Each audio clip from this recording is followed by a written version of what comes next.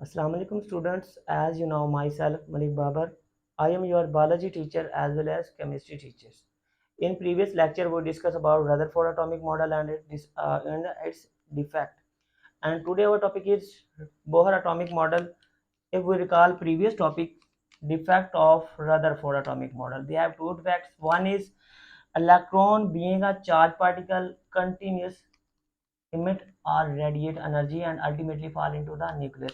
और जो कि उसका दूसरा डिफेक्ट था कि ये कंटिन्यूस एनर्जी को क्या है इमिट करता है, तो इसको बनाना चाहिए कंटिन्यूस स्पेक्ट्रम, लेकिन बाद में जो है वो डिस्कस किया गया था तो वो लाइन स्पेक्ट्रम था। ये दो डिफेक्ट है जिस वजह से क्या है नील बोहर 1913 में आके क्या है अपनी जो है वो अटोमिक थ्योरी या मॉडल क्या है पेश करता है। इसकी जो फाउंडेशन थी वो क्या थी quantum theory of Max Planck. ठीक है, कि यानी जो हम नीचे लिखी हुई ये वाली, ठीक है, ये क्वांटम मैक्स प्लैंक थ्योरी थी।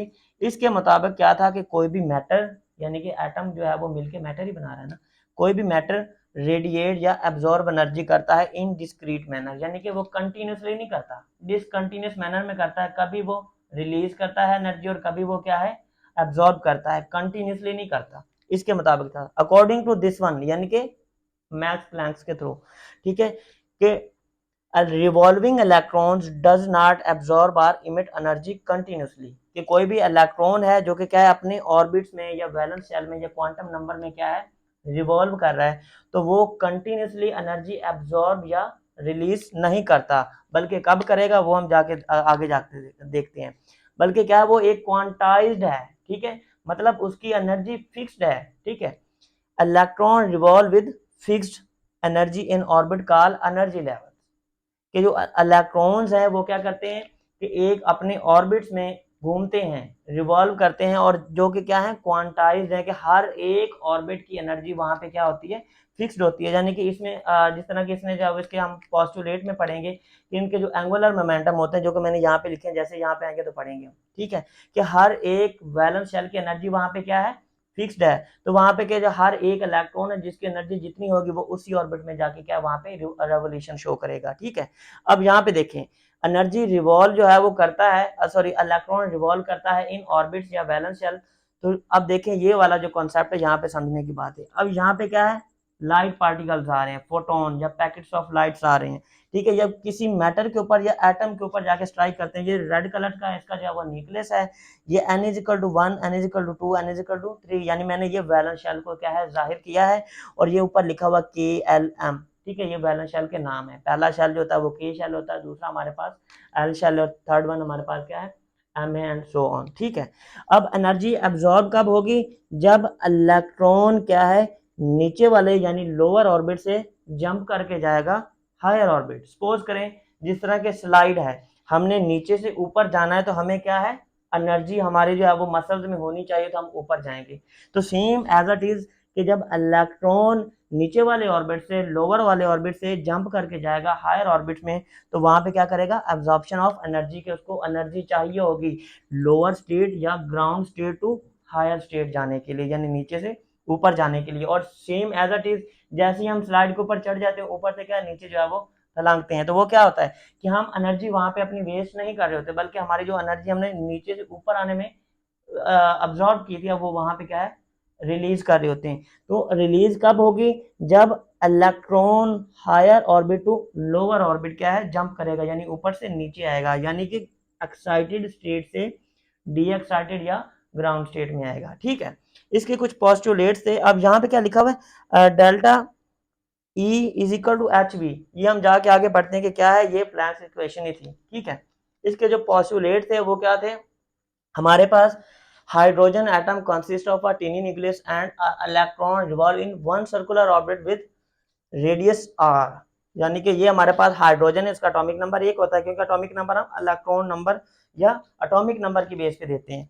तो यहाँ पे इसका जो इलेक्ट्रॉन है वो कितने हाइड्रोजन में 1 है, तो ये इसका जो ब्लू सा बनाया मैंने ये इसका न्यूक्लियस है। न्यूक्लियस से लेके लास्ट वाले वैलेंस शेल तक का जो फासला होता है डिस्टेंस होता है इज कॉल्ड रेडियस। तो यहाँ से इसका यहाँ तक क्या है रेडियस है, और इसका एक इलेक्ट्रॉन वो क्या है यहाँ पे रेवोल्यूशन शो करता है, ठीक है, with radius r। Third second one हमारे पास जिसका पॉस्टुलेट था each orbit has fixed energy, यानी कि क्वांटाइज्ड, ठीक है, फिक्स्ड एनर्जी मीन क्वांटाइज्ड या यहाँ पे मैंने लिख दिया है कि क्वांटाइज मीन होता है फिक्स्ड एनर्जी, हर एक इलेक्ट्रॉन की और हर एक ऑर्बिट की एनर्जी क्या होती है वहां पे फिक्स होती है, और जिसमें क्या है वो जाके रेवोल्यूशन शो करते हैं। जिस तरह के हमारे पास एग्जांपल में जो बताया हुआ है, जिस तरह के हमारे पास फर्स्ट शेल है ये वाला के, जो के शेल है वो क्लोजेस्ट टू द न्यूक्लियस है और इसकी एनर्जी सबसे कम होगी, ठीक है। दो shell which lie nearest to the nucleus having lowest energy, तो यहाँ पे जो के शेल है उसकी लोएस्ट एनर्जी है। अब इसका एंगुलर मोमेंटम हमारे पास जो है ना, ये वाला फार्मूला हम लगा के जो फाइंड आउट करते हैं, ये सारा जो है ना इसमें एच की वैल्यू डाल के बाकी सारा जो है वो पाई वगैरह की वैल्यू हम लगा के, तो उसकी जो एंगुलर मोमेंटम आ रही है वो हमारे पास इतनी है। अब वो इलेक्ट्रॉन जिसकी एंगुलर मोमेंटम की स्पीड या जो उसकी एनर्जी होगी वो इतनी होगी, मैस होगा जो उसकी स्पीड होगी वो क्या होगी, इतनी होगी, तो वो इस शेल में जाके जो है वो रिवॉल्व करेगा। अगर सेकंड ऑर्बिट जो कि हमारे पास एल है, अगर उसका एंगुलर मोमेंटम इतना हमारे पास बन रहा है, ठीक है, यहाँ पे जो एन है, यहाँ पे अगर फर्स्ट है तो हम फर्स्ट डाल देंगे। अगर हम दूसरे ऑर्बिट का एंगुलर मोमेंटम फाइंड आउट करना चाह रहे हैं तो हम क्या लगा देंगे यहाँ पे 2। अगर हमने थर्ड वन का लगाना तो यहाँ पे थर्ड वन लगाएंगे, और इनकी वैल्यूज हमारे पास के यहाँ पे मैंने ये मेंशन की हुई है, ये वाली ये हम डाल के क्या है कर लेंगे वहां पे, ठीक है। तो थर्ड वन क्या है हमारे पास, उसकी इतनी जो है वो एंगुलर मोमेंटम की वैल्यूज है, और वो इलेक्ट्रॉन जिसका एंगुलर मोमेंटम इतना होगा वो इस वाले ऑर्बिट में जाके क्या है घूमेगा, ठीक है।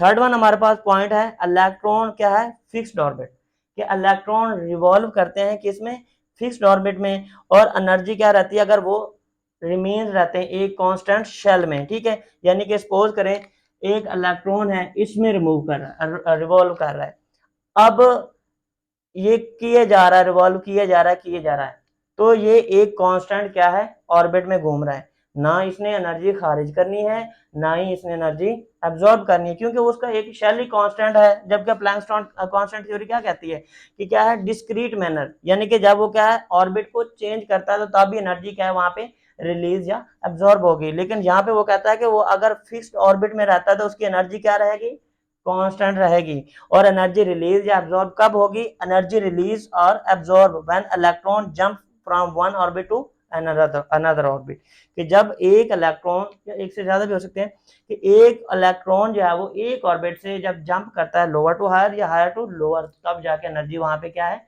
एब्जॉर्ब होती है। हमारे पास जो थर्ड वन पॉइंट है हमारे पास, थर्ड हो गया, हमारे पास फोर्थ है इलेक्ट्रॉन्स लोअर टू हायर, तो क्या करेंगे एनर्जी एब्जॉर्ब। जिस तरह के मैंने स्लाइड वाली एग्जांपल दी थी कि हम नीचे से जब ऊपर जाते हैं, स्लाइड को ले लें, तो वहां पे हमें एनर्जी क्या है एब्जॉर्ब है, यानी कि सपोज करें हम क्या है इलेक्ट्रॉन्स है और स्लाइड के ऊपर चढ़ के जाना नीचे से ऊपर, वो क्या है एक वैलेंस शेल है, ठीक है। यहाँ से हमने यहाँ जाना है, सपोज यहाँ से हमने यहाँ जाना है, नीचे से ऊपर जाना है, तो हमें एनर्जी क्या है एब्जॉर्ब करनी पड़ेगी। या सपोज करें जिस तरह के हमने एक रूम की क्या है छत पे जाना है, ठीक है, तो हम नीचे से ऊपर जाएंगे तो हमें एनर्जी चाहिए होगी, ठीक है। इसी तरह जब electron lower orbit to higher orbit jump करेगा तो वहां पे एनर्जी की क्या है एब्जॉर्प्शन होगी, और वहां पे क्या है एनर्जी रिलीज और एनर्जी खारिज कब होगी, when electron jump from higher orbit to lower orbit, यानी कि जब इलेक्ट्रॉन यहां से इधर आएगा, ठीक है, तो यहाँ पे एनर्जी क्या होगी रिलीज होगी। और अगर यहाँ से इधर जाता है यानी लोअर टू हायर, यहाँ से यहाँ भी जा सकता है, यहाँ से यहाँ भी जा सकता है, यहाँ से यहाँ भी आ सकता है और यहाँ से यहाँ भी आ सकता है, यानी कि नीचे से ऊपर जाएगा तो वहां पे क्या होगी एनर्जी की अब्जॉर्प्शन होगी, ठीक है। थर्ड वन हमारे पास पॉइंट था ये वाला, और फोर्थ वन एनर्जी रिलीज जब क्या है इलेक्ट्रॉन जंप करता है higher orbit to lower orbit, तो वहां पे एनर्जी क्या होगी रिलीज होगी, यानी कि ये वाला पॉइंट है higher orbit to lower orbit आएगा। और वहां पे ये delta E is equal to E2 minus E1। अब ये जो डेल्टा का साइन है वो इंडिकेट करता है कि वहां पे चेंज है। अब किसमें चेंज है, ई मीन एनर्जी है।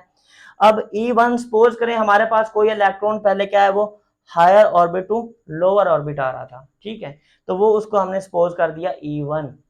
अब सपोज करें हमारे पास कोई इलेक्ट्रॉन था वो lower orbit to higher orbit जा रहा था, उसकी एनर्जी उसने क्या एब्जॉर्ब की, पहले में क्या हुई रिलीज हुई, तो उसकी एनर्जी को हमने क्या है E2 के नाम से जो है ना वो जाहिर कर दिया। अब यहाँ पे चेंज हो रहा है, अब जितनी एनर्जी इधर थी उतनी उधर नहीं हुई, रिलीज और रेडी जो है वो एब्जॉर्ब होने में सेम सेम एनर्जी नहीं थी, तो यहाँ पे क्या हुआ डेल्टा ई, यानी कि change in energy final minus initial energy, ठीक है। E1 हमारे पास जो पहले एनर्जी आई थी चेंज हुई थी, चाहे वो एब्जॉर्ब थी या वो रिलीज थी, तो वो हमारे पास E1 थी, E2 क्या है जो बाद में हुई, फाइनल माइनस इनिशियल, ठीक है, वो हमारे पास क्या होता है, चेंज इन एनर्जी। अब ये जो डेल्टा E है ये हमारे पास इक्वल था किसके, प्लैंक्स कांस्टेंट के, जो कि इक्वेशन हमने यहाँ पे यूज करनी है, ठीक है। हमारे पास जो है वो यहाँ पे H क्या है, प्लैंक्स कांस्टेंट, जबकि इसकी वैल्यू क्या है, ये वाली 6.63 मल्टीप्लाई 10 की पावर माइनस 34 जॉल है, ठीक है। और जो हमारे पास यहाँ पे V है वो क्या है, फ्रीक्वेंसी ऑफ लाइट है, यानी कि जो जितनी ज्यादा लाइट होगी उतनी ज्यादा एनर्जी क्या है हमारे इलेक्ट्रॉन्स के पास ज्यादा होगी, ठीक है, डायरेक्टली प्रोपोर्शनल है। और लास्ट वन हमारे पास पॉइंट क्या है कि electron revolves in fixed orbit having angular momentums, हमारे पास क्या मोमेंटम क्या होता है, P इक्वल टू mv। अब m हमारे पास क्या है, मास ऑफ इलेक्ट्रॉन है, और v में हमारे पास क्या है, वो जो है वो वेलोसिटी है, सॉरी वॉल्यूम कह दिया, तो हमारे पास क्या है, इसकी वेलोसिटी है, ठीक है। अब हमारे पास जो एटम है वो किस फॉर्म में है, सर्कल के फॉर्म में है, तो एंगुलर कह रहे हैं हम, ठीक है, कि एंगल मीन यहाँ पे सर्कल बन रहा है, ठीक है।